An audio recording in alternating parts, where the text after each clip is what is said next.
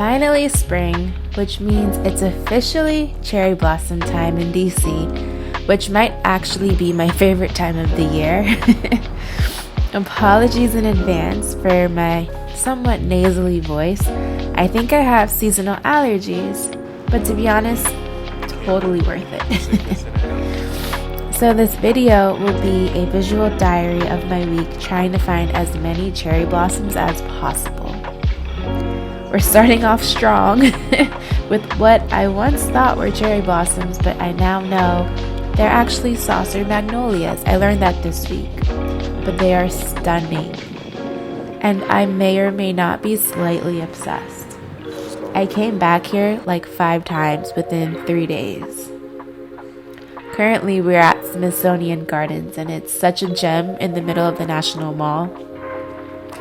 Anyways, I learned that there are an estimate of around 250,000 to 400,000 species of flowering plants on Earth. And from my light research, I also learned that magnolia trees are believed to be the earliest known flowering plants. Their fossils date back to 100 million years. That's old. Anyways, sometimes I like to imagine how objects or animals would sound if they could talk to us humans. And I personally feel like these saucer magnolias would sound something like this. Bonjour. 1, because they're bred in France, and 2, because of the richness and color, it just screams bold and confident and sexy. So let me know what some of your favorite flowers are, and I'll try to imagine how they sound too. This will be like a new series. Just kidding. I kid. Anyways, now we are on our way to have a cute little picnic.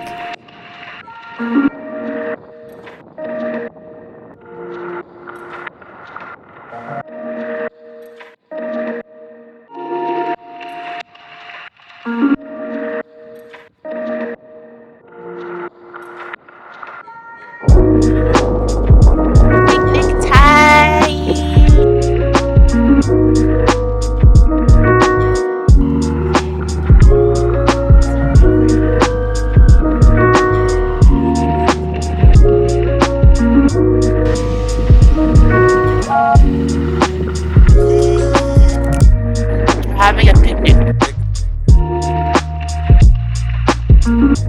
I enjoy cherry blossom season. Yeah. You see life. It's like 9 a.m. so I just packed fruit, but it was so lovely. It was also very cold. It was like 30 degrees, which I was confused because it's spring. Like, what is this cold? We don't know her.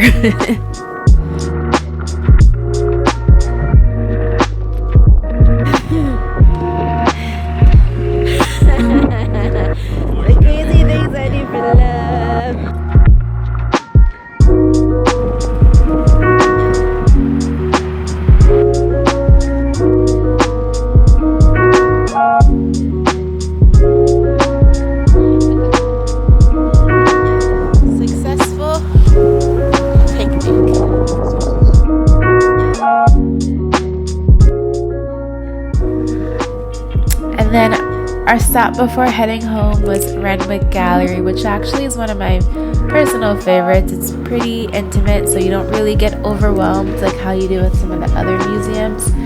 And currently on display they had We Gather at the Edge, which is a contemporary quilts by Black women artists, and it's amazing. They basically are highlighting Black history and culture through quilts, and it's, again, stunning.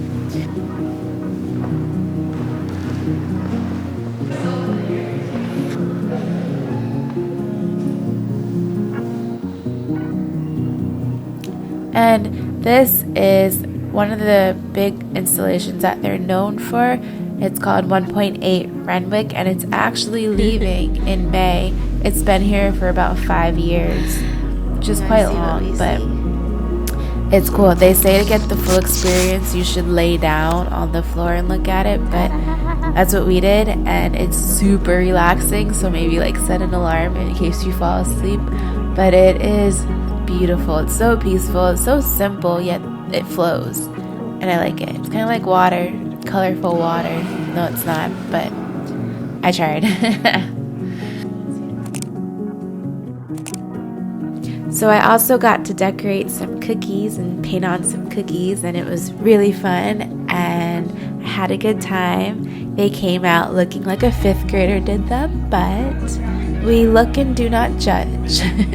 But they actually tasted very good.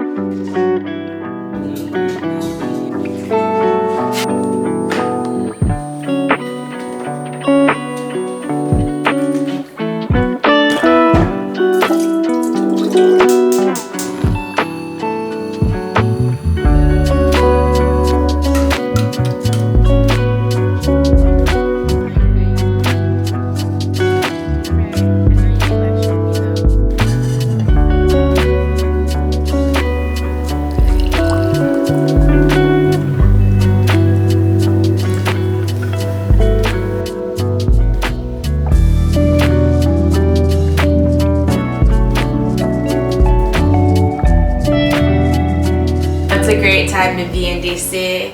It's still a little cold, colder than I would like, but at least it's not winter. I'm also realizing that I'm affected by seasons. I did not realize it because I think I lived in somewhere that was so sunny the whole year round.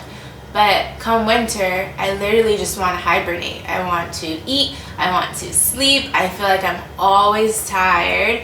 And I feel like the first day of spring, which is also my birthday, I just sprung up. Like, I shed my old version of me. I've been more productive, more motivated. It's been great. But anyways, yeah, taking full advantage of cherry blossom season. I've currently gone outside 3 days in a row now. And yeah, I wanted to share the book I'm currently reading. It is called A Choice of Weapons. It is from Gordon Parks, who is an icon. He did many things. He was a composer.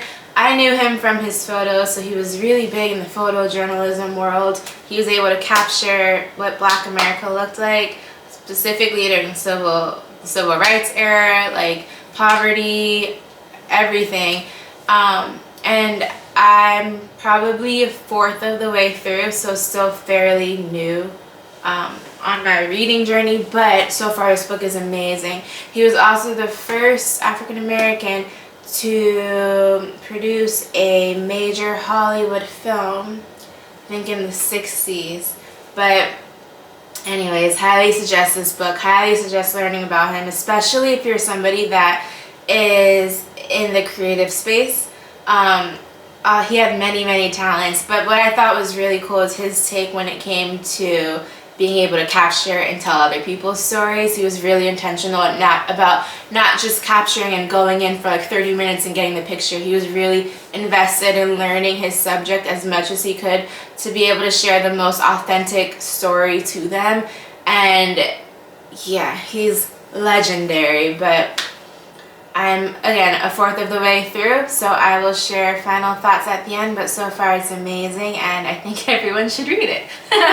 And then, yeah, so another thing I wanted to talk about, because I feel like we haven't talked in a while. I'm getting comfortable, sorry. Sun's a little moody. Okay, scoot up some and got the sun. Okay. Anyhow, another thing I wanted to talk about is how there's this project that's been on my heart for at least a year, if not longer. And it's something that would allow me to work on all of the things that I love, between small businesses, between storytelling, being creative, and traveling and all of that, right? And it's been on my heart for forever. And I've written down my plan on it probably 1,000 times. And I'm realizing in my head, I'm like, okay, well, I'll do it once I have this, or I'll do it once I get the right equipment. I'll do it once, you know, I have all of my ducks in order and lines and dots, like whatever that phrase is, dots and crossed and, yep, butchering that. Ducks in a row. Ducks in a row. Dot your I's, cross your T's. Exactly. That's all of them. All of them.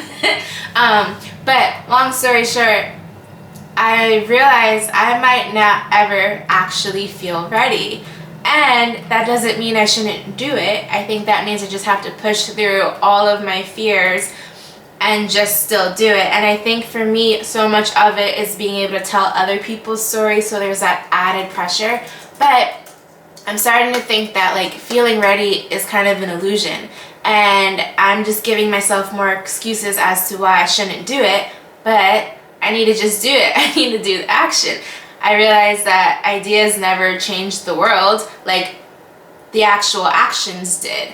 And so it's really important to not just limit yourself to the brainstorming and the idea process, but actually do it. And the only way you'll learn is by doing. And so in a month, I hope you guys will hold me accountable, but there should be a video that comes out called The Heart Of.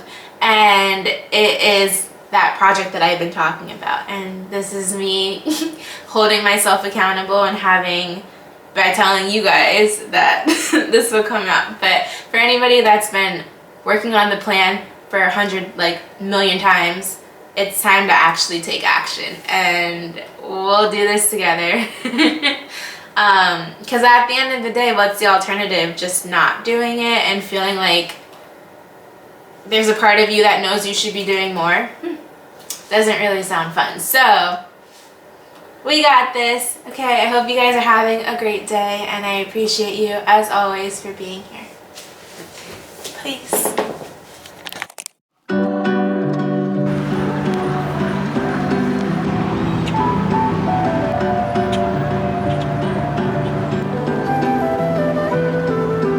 Good morning.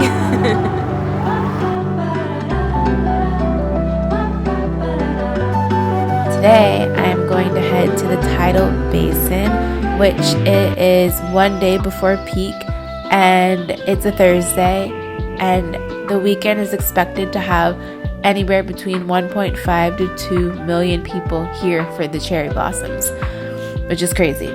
And so I wanted to see it before it got crazy. But it's really cool. Right now, these are the Yoshino cherries, which, yeah, I know. I sound like I know what I'm talking about, but still learning. But as many people know, these cherry blossoms are a symbol of friendship between the US and the people of Japan. I love people watching and observing life because it's cool. You see older people, you see younger people, you see friend groups, you see family, and everyone's on their own separate life journey where they're the main character, and it's fascinating.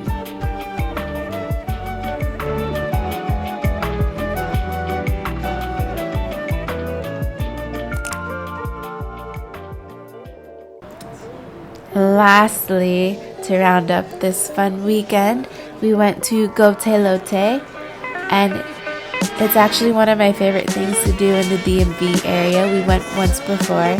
It's basically a coffee omakase, and it's you get to have experience of 4 to 5 different drinks, all coffee espresso shots, but it's really fascinating how they can basically elevate coffee. You have different flavor profiles from fruits to lavenders to spices, and it's so fun. I love it. This time around they had the best of 2024 and the seasonal menu, but again, such a fun experience, especially for those of us who don't drink. It's kind of like getting to be at a bar.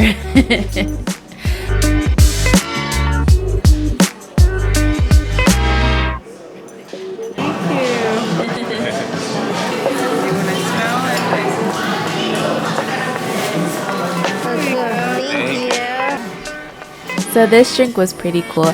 It had ice cream and some type of coffee, caviar, and then a little bit of, I think, non-alcoholic whiskey syrup. So delicious.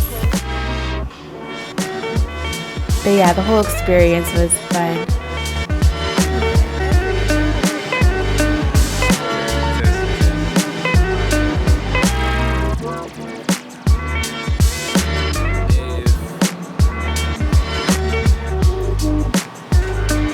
These are the cherry blossom inspired metros, and they are so lovely.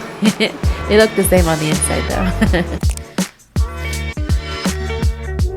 Anyways, that is a wrap for this week. I hope to see y'all again next week, and as always, thank you for being here. I am forever grateful, and don't forget to make the most out of this one life we are given. So please enjoy and happy spring. Hello. Picnic time.